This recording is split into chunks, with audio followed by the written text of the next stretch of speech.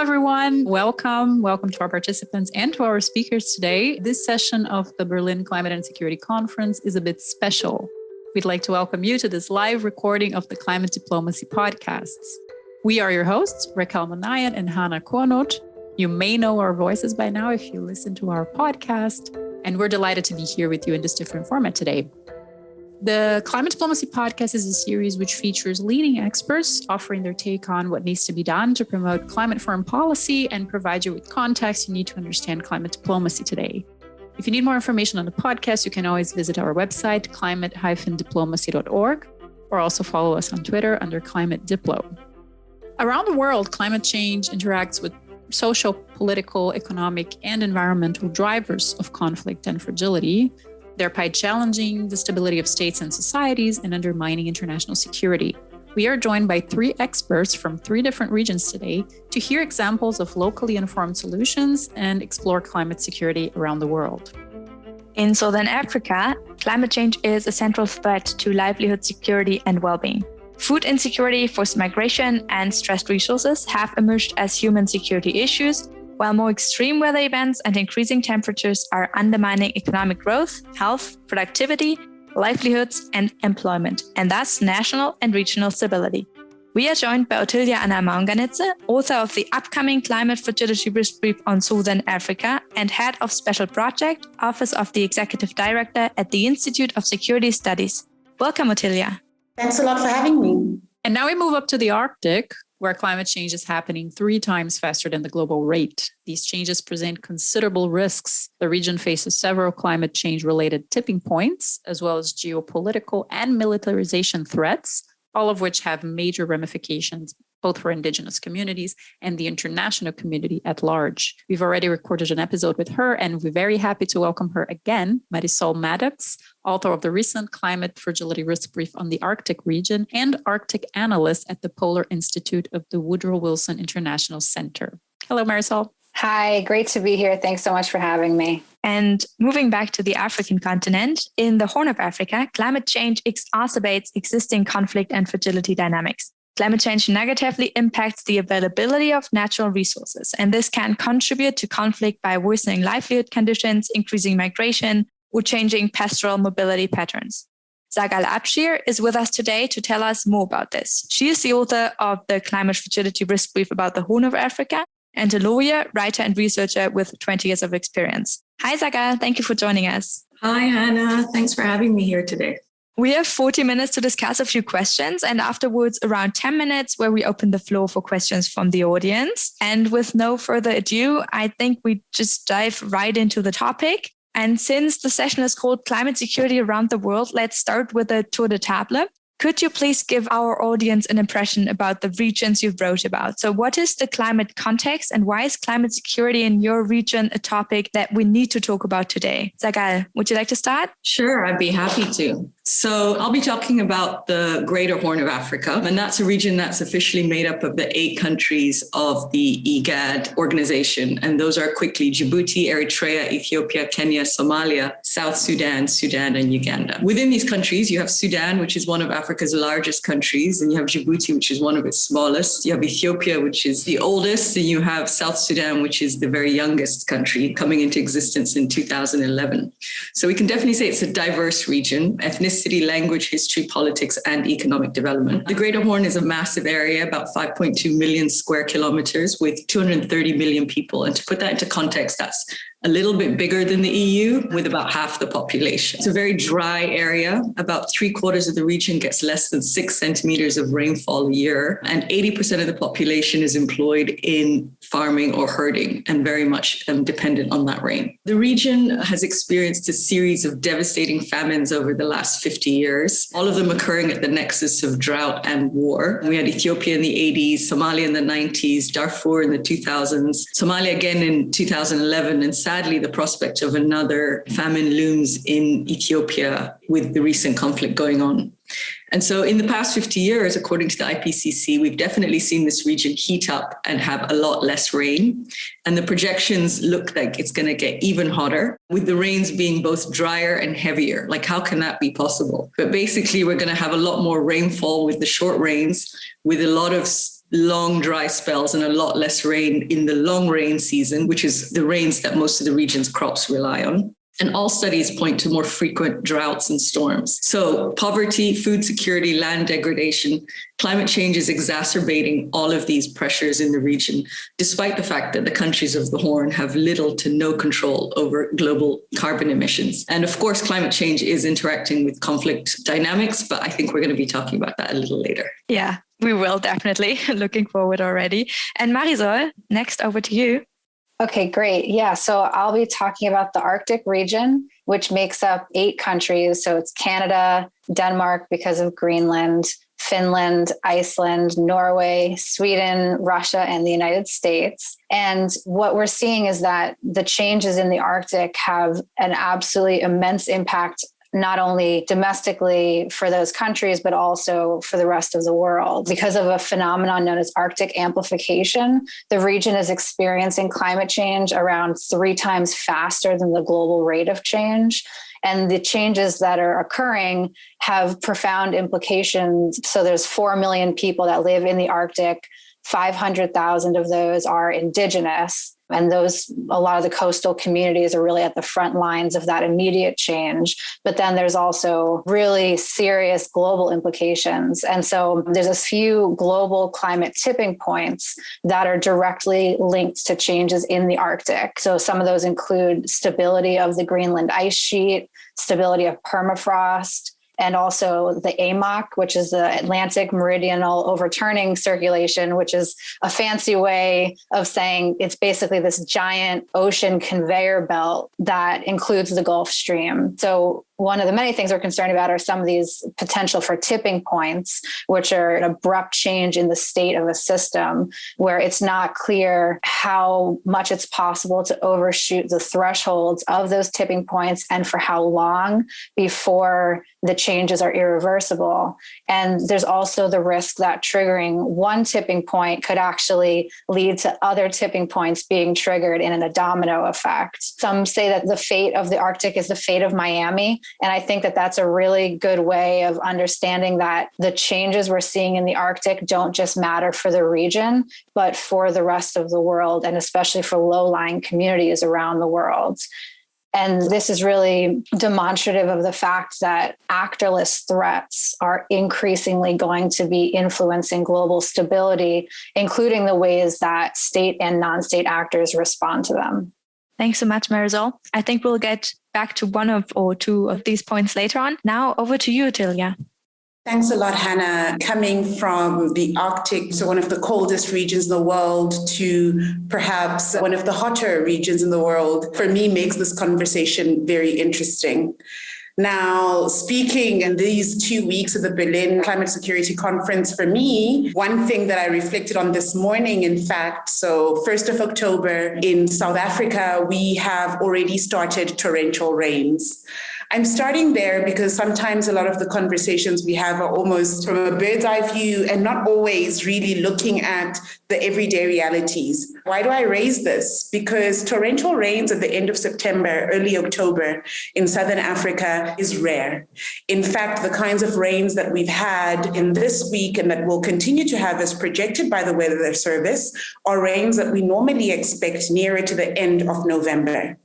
That has an impact on, particularly in Southern Africa, which is a largely agrarian region. It has an impact on questions of food security, water security, and also just generally questions of livelihoods. Southern Africa happens to be one of the largest regions on the African continent. It amounts for 30% of the land mass of Africa. It's also the region that has quite a lot in terms of variety when it comes to climate. And that has to do with the fact that it includes, in its 16 countries, it includes the island nations of Mauritius, the Comoros, the Seychelles, and Madagascar, while also including, for example, countries that straddle the Kalahari Desert, such as Botswana. At the same time, we have countries like South Africa, Zimbabwe, and Malawi, and Zambia that have fairly temperate climates, but that range from very arid to semi-arid. Now, that means whatever, and we're going to go into this in a moment, but whatever solutions are shaped in Southern Africa really have to be more context specific. What works for Namibia may not work for Madagascar, and what works definitely for the Comoros will unlikely work for Zimbabwe. But the reality is it also happens to be one of the more populous regions on the continent. With over 363 million people, it's pretty much just over a quarter of the continent's population, and also the region with some of the greatest inequality, while also having some of the more gains when it comes to democratic consolidation. So that opens a door, perhaps, for spaces of engagement, while recognizing that this is the region when cyclones are reported in the African continent. This is the region hardest hit, whether it's in Malawi, Zimbabwe, or Mozambique. It's also the region that has had great water scarcity, even in coastal areas like Cape Town in South Africa. Thank you so much for the three of you for all these insights that are really interesting for us to hear. We can see that all the regions, they're very different from one another. But what unites them is that climate change compounds other fragility risks, pre-existing ones, to multiply the risk landscape of the region. So let's dive a bit deeper into your specific regions now. Otilia, let's start with you and the Southern African region you were speaking right now. So spoiler alert, because we will launch the brief soon. In your risk brief, you identified 3 pathways through which climate change impacts stability in the region. I think you got into this a little bit, but perhaps you could explain to our audience what they're about a little bit more in detail.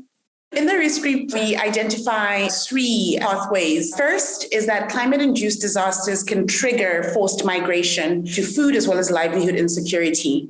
I spoke earlier about the fact that the Southern African region, for the most part, is an agrarian region.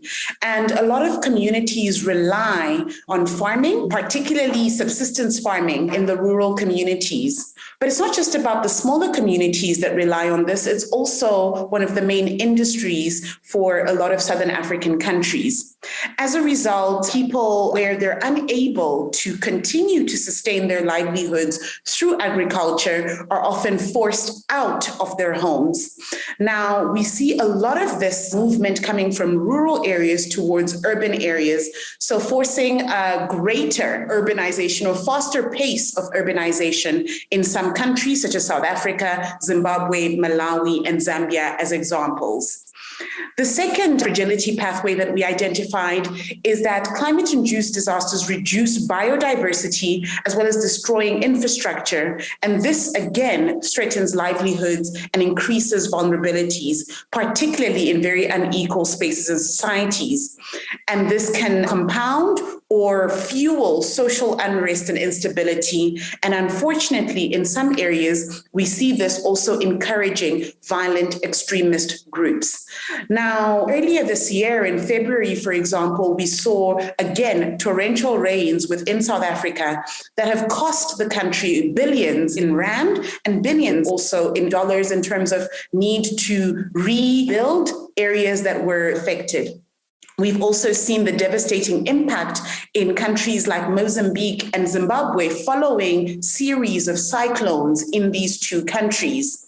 Now, these are countries that are trying to develop, at the same time having to deal with the devastation of climate on their infrastructure and their development. And we see, like I said, social unrest, particularly as it relates to service delivery, for example, erupting across the region. And most notably, when it comes to questions of violent extremism, we see the instrumentalization of lack of access to basic goods being used by terror groups in the north of Mozambique. The final pathway that we identified is the rise in sea levels. This affects not only coastal communities, but as I mentioned, Southern Africa is the region with the most in terms of island nations in Southern Africa.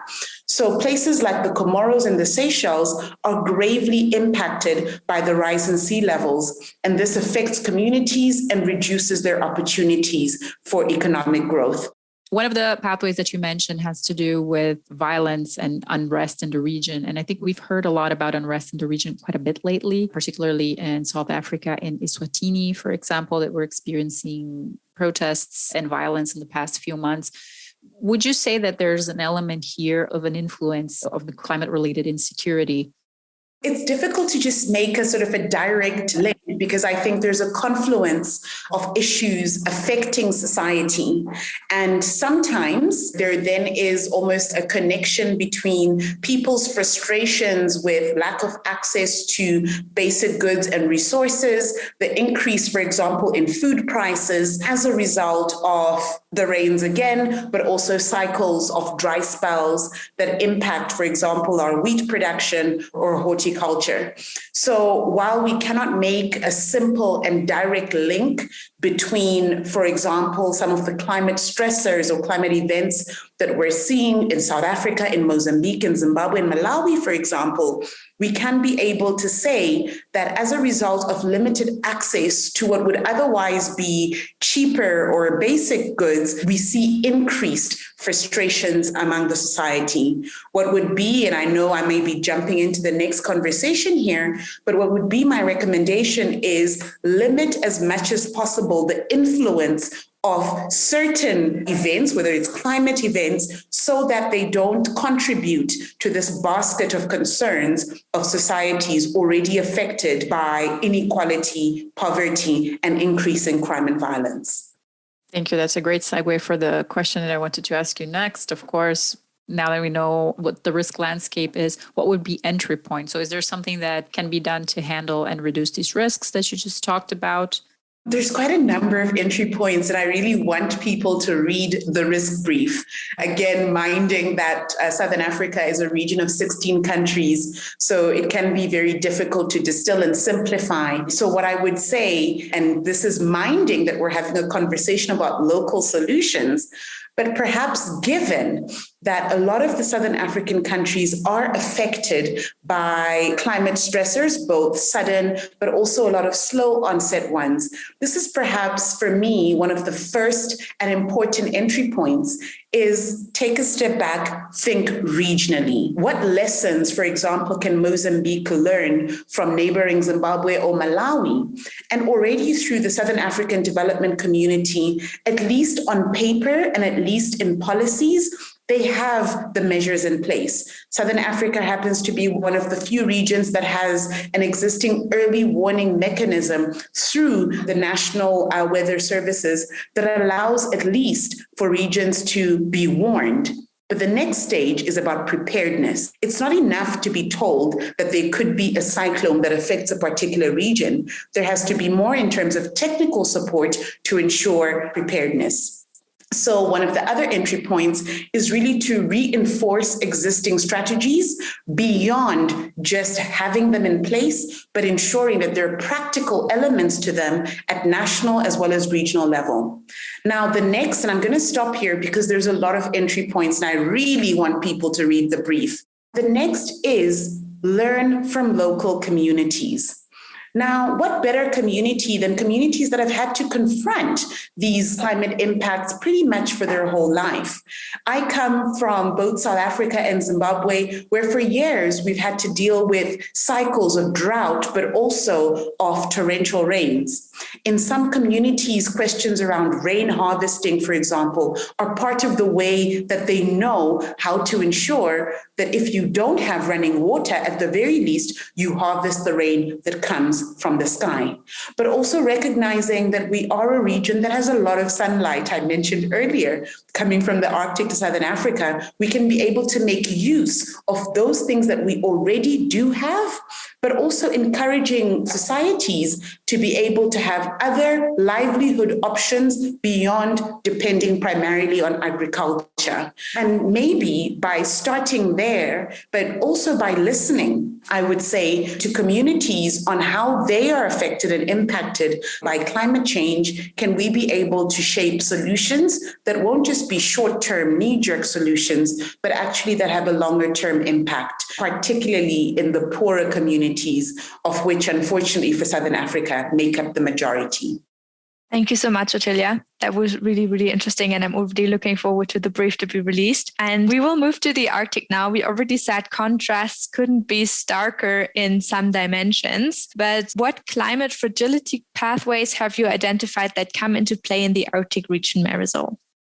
Okay, great. So I do want to note before I mention the Arctic pathways that there are several things that Ottilia just said that very much resonate, but we'll get into that at the end, where I think there's a lot of similarities actually in how we need to address this for the Arctic as well. Okay, so in terms of Arctic climate fragility pathways, I mentioned the term actorless threats earlier, and I think that that's something that I really want to kind of drive home as the way that we need to conceptualize the increasing influence of things like climate change, biodiversity loss, pandemics, and the way that they're increasingly shaping the threat environment and increasingly influencing security and stability. And the threats that emanate from them are physical, but also geopolitical. In the United States, for instance, we've seen 700,000 Americans almost that have died from COVID. And if there was an actor behind that kind of mortality event, we would be responding very differently.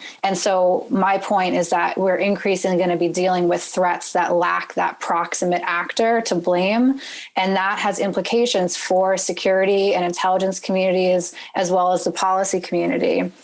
So these actorless threats pose risks in the ways that states and individuals respond to the challenges. Actorless threats pose the threats within their immediate impacts, but then also the ways that states and non-state actors respond create their own subset of challenges. And so, for instance, if one wealthy individual takes it upon themselves to deploy a geoengineering technology, some of these technologies are not super expensive and can be fairly accessible. And so that is definitely an emerging threat, especially if there's the perception that governments are not taking sufficient action on climate change.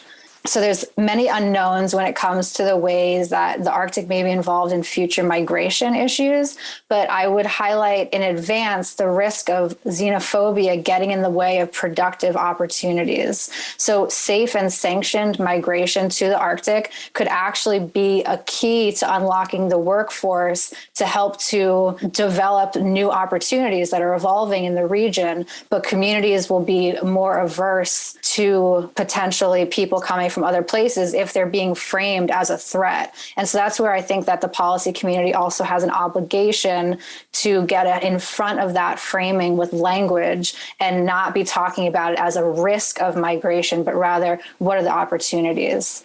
So some specifics: Russia is experiencing climate change in some places 5 times faster than the global average rate.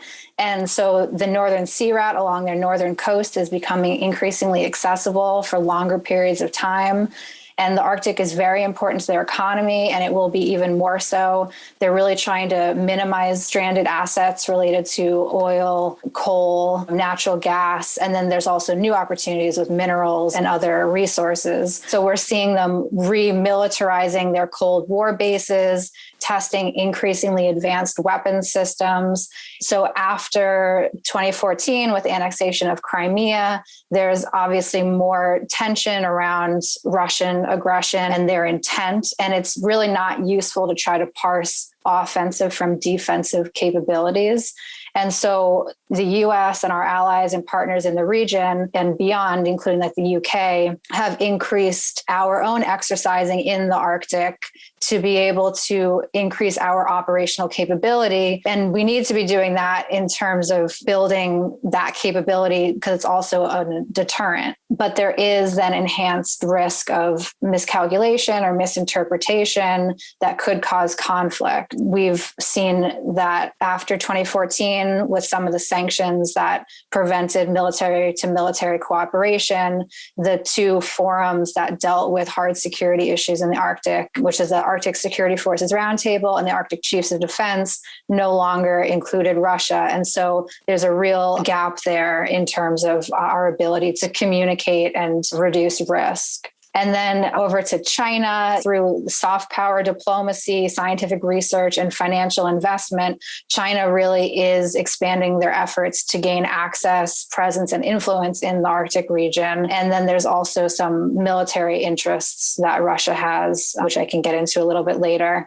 And then as there's new opportunities for the licit economy in the Arctic, there are opportunities for the illicit economy. And if you look at the impact of transnational criminal groups around the world, they are absolutely immense and they are opportunistic. It's not like the previous hierarchical kind of mob style groups. Like these are extremely adaptive, lacking that bureaucracy. So they're able to see a new opportunity and exploit it. And so the Arctic policy community needs to be very aware of the ways that good opportunities could be exploited by bad actors. Thanks so much. Before, you also said that the fate of the Arctic is the fate of Miami. And if I understand it correctly, then climate change in the Arctic triggers more negative effects in other regions. Do you have any examples how the climate change effects in the Arctic trigger other pathways of climate fragility around the world? Yeah, absolutely. So there's already an established connection between Greenland's ice sheet melts with drastic decrease in West African monsoon precipitation. And that's especially important for a region like the Sahel with all of the challenges that are already going on there. There was a study that came out this year that was looking at this major snowfall event in Europe in 2018. It was referred to as the Beast from the East. And they found that 88% of the snow that fell in Europe was actually specifically linked to long-term ice decline in the Arctic Ocean, particularly in the Barents Sea.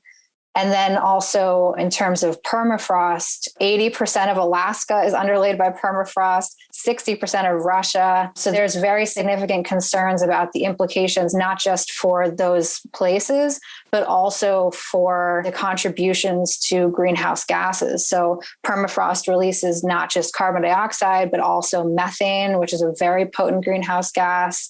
And it can also be a source of novel pathogens, such as like viruses and bacteria, fungi.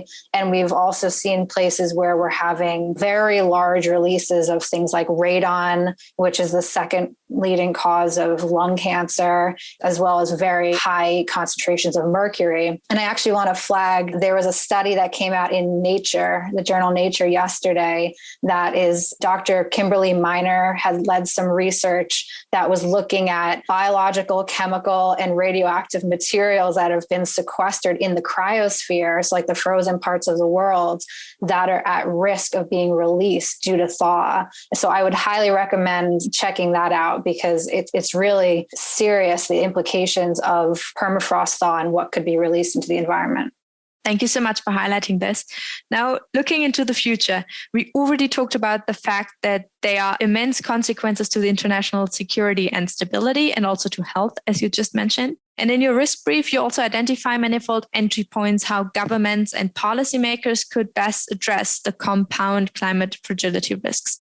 Could you please name the most important ones and explain them?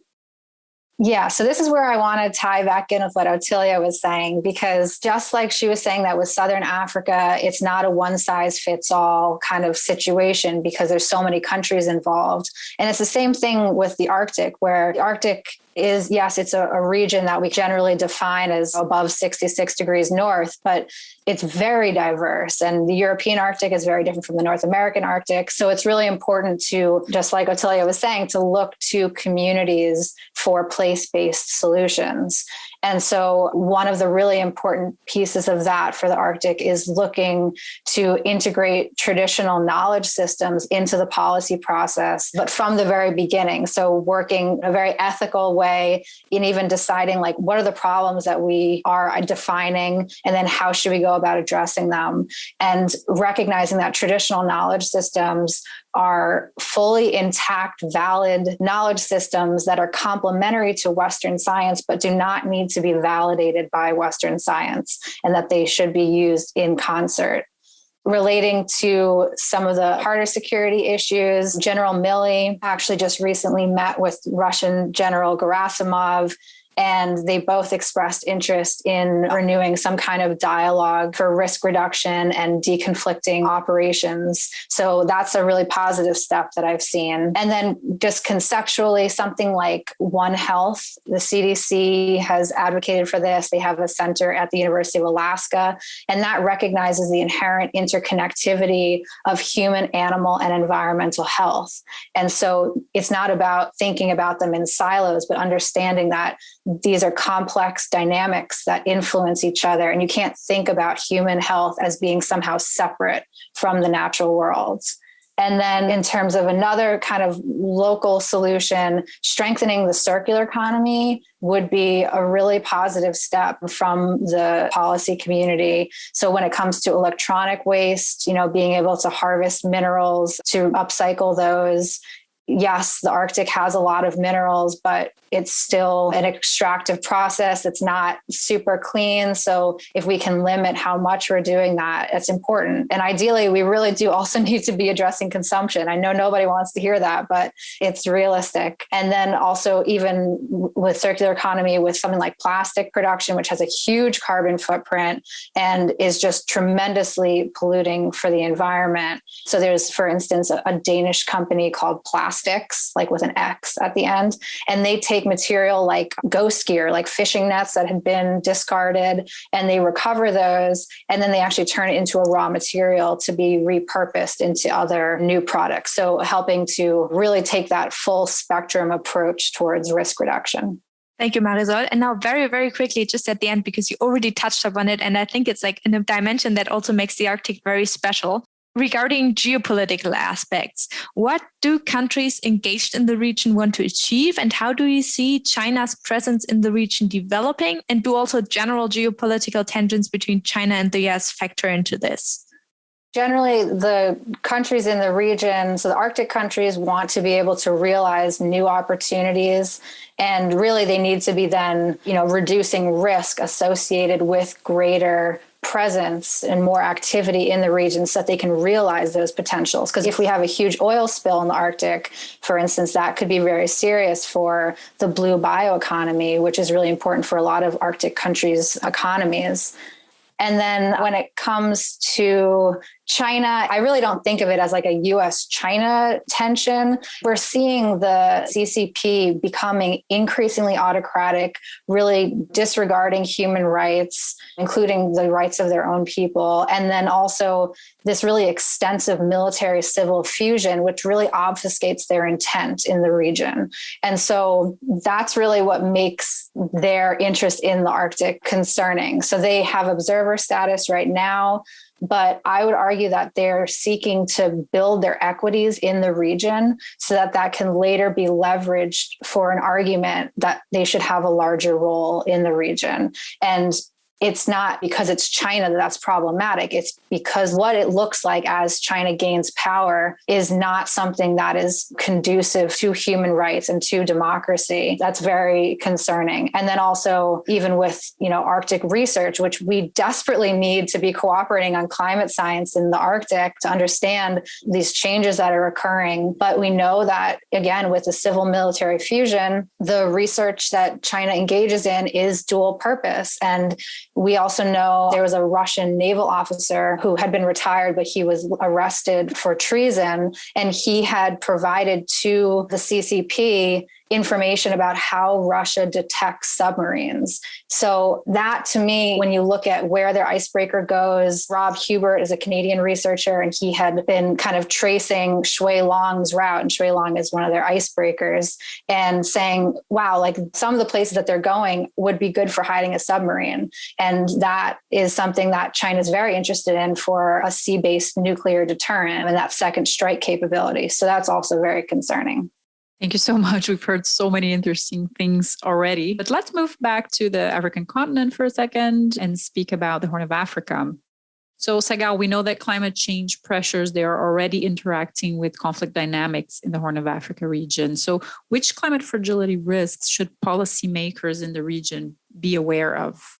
Thanks. It's been so wonderful listening to Marisol and Natalia. So I've learned so much. Okay, so conflict dynamics in the Horn. There's a lot to say about that, and there isn't time to go into all of it. But let me start with, we have conflict in the region, conflict with a big C. We've got wars between countries, which are pretty rare, but usually kicked off by border disputes. Interstate conflicts or civil wars are much more common, and Somalia is the most obvious example, with the civil war that's led to extended state collapse. And we've got even civil wars that lead to entirely new countries, Eritrea and South Sudan, and possibly Somaliland. So the first climate fragility risk that I'd like to mention is that the region itself is already politically volatile, and conflict and the constant sort of responding to conflict has further weakened the capacity of the people and the institutions to respond to extreme weather events and to do the work of adaptation to climate change. In the Horn, we also have conflict, I call it conflict with the little c, and these are sort of these communal resource-based conflicts over pasture lands, over water points, livestock, land ownership, hyperlocal, low-intensity conflicts, possibly among pastoralists or between pastoralists and farmers. And these types of conflicts have been around for a very long time, and communities have developed quite sophisticated traditional conflict resolution mechanisms to deal with them. All the studies on the linkages between climate change and conflict in the Horn are focused on this level of conflict, and climate change is definitely putting pressure on these already limited resources, as is rapid population growth, rapid urbanization, and changing land use systems. So the droughts and floods and other shocks devastate livelihoods, and this can lead either to people being more drawn or more susceptible to being recruited into criminal or radical groups, or also to people moving to seek opportunities elsewhere, raising the possibility of coming into conflict with other communities. So I'd say that the second climate fragility risk is the high level of vulnerability to this kind of livelihood shock. 80% of the population, again, as I've mentioned, is dependent on farming and livestock, and all are dependent on the increasingly unpredictable rains.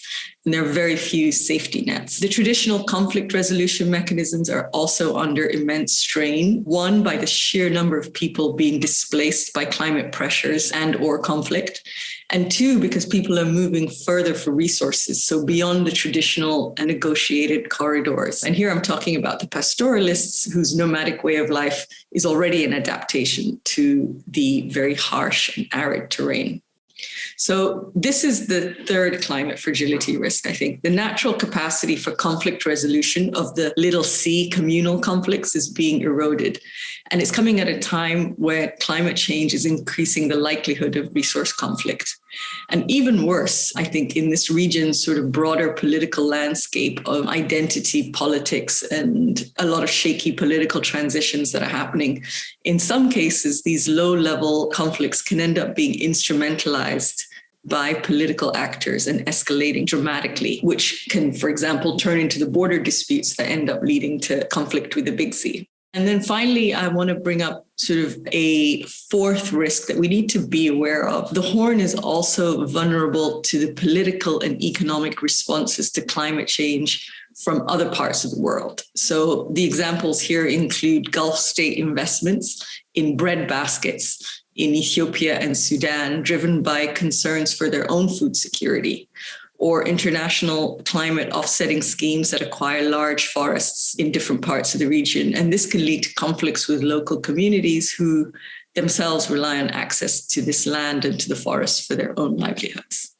So those are the sort of four climate fragility risks that I wanted to talk about. Thanks a lot. And now that we have this background on the risks in the region, let's take a look at perhaps external influences, because we have European actors, for example, who are approaching climate security risks in the Horn of Africa through a wide range of interventions and projects which are already underway across the region. How would you say that cooperation between different actors and policies could be encouraged and done correctly? Sure. So the brief that I had prepared was looking specifically at this topic and whether sort of EU interventions and the responses in the Horn could be helpful in this point. And I think the main point is that the EU is supporting local efforts at multiple different levels. The biggest effort and greatest focus, of course, lies with the Horn of Africa governments, who need to and who are doing their best to put the focus on protecting the vulnerable populations and making sure that the hardships and grievances exacerbated by the changing climate do not turn into security issues in the first place. And of course, the cooperation there, the governments are not going to do it on their own. So there needs to be cooperation between government actors, not-for-profit organizations, multilateral actors as well. Related to this are our efforts to improve natural resource management and to strengthen, of course, the dispute resolution mechanisms that I said are under strain. That will ultimately help to lessen any violent competition for resources. I think this is especially important in areas where displaced communities are drawn to resource-rich areas, which of course makes sense, leading to tensions with the people who are already there. I think governments need to also look holistically within their own policies and priorities. To my point earlier, of course, it's important to attract foreign investments. So, for example, Gulf investments in major agricultural projects. But this has to be balanced against the needs of the population and thinking about sort of internal food security. So a level of sort of prioritization within government policies. On the regional level, there's a lot of cooperation that happens, and IGAD, the regional body, does a lot of this work.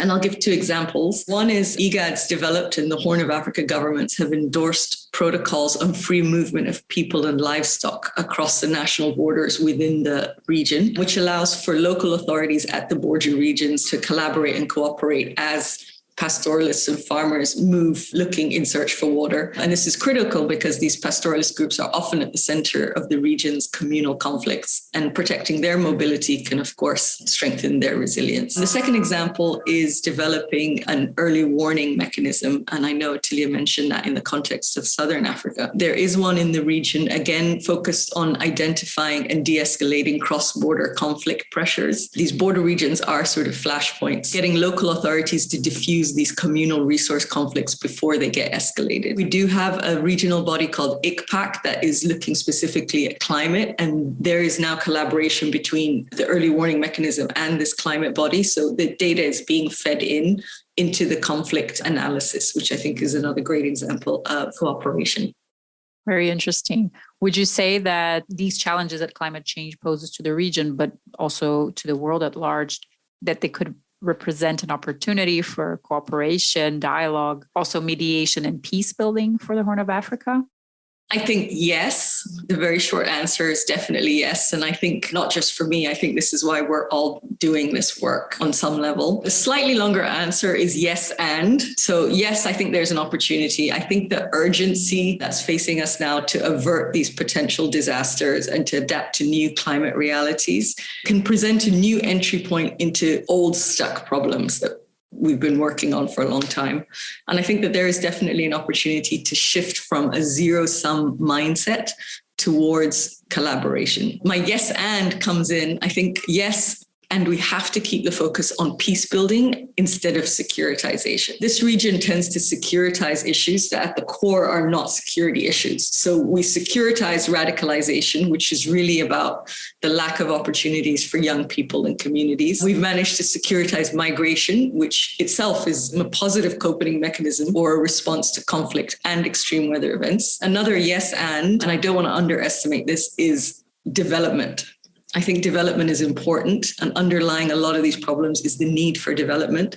There are actual concrete solutions that are possible to some of the problems in the Horn. Better infrastructure, better water management, actual healthcare, education. Some of these problems have answers and they need investment and execution. So yes, while I support, and I think we all should continue to support dialogue, mediation, peace building, but let's also not lose sight of the importance of raising the general standard of living. We don't want a situation where communities are going to be mediating for the next decades over less and less and less water. We need to make the development investments that are needed as well. Thank you so much. I have a feeling we could go on for ages, and it's so interesting what actually are similarities and what are differences and where can we learn from all those challenges. We have come to an end now. Unfortunately, I must say time has passed particularly fast in this session. So this was the first live recording of the Climate Diplomacy podcast. We have thoroughly enjoyed sharing this experience with all of you. Make sure to follow the Climate Diplomacy platform to know when it will be available online, and also all of these resources and other external resources that are relevant to our work in our information platform. We will be back with another episode of the Climate Diplomacy podcast in a few weeks, as we always do. And as usual, you can reach us with questions, also afterwards engaging with us in our Climate Diplo Twitter channel. And yeah, thank you for tuning in. Thanks, everyone. It was a huge pleasure, and have a good day or good evening, depending on where you're based. And see you soon. Thank you so much. Thanks a lot. Thank Bye. you. Bye. Bye. Thanks so much.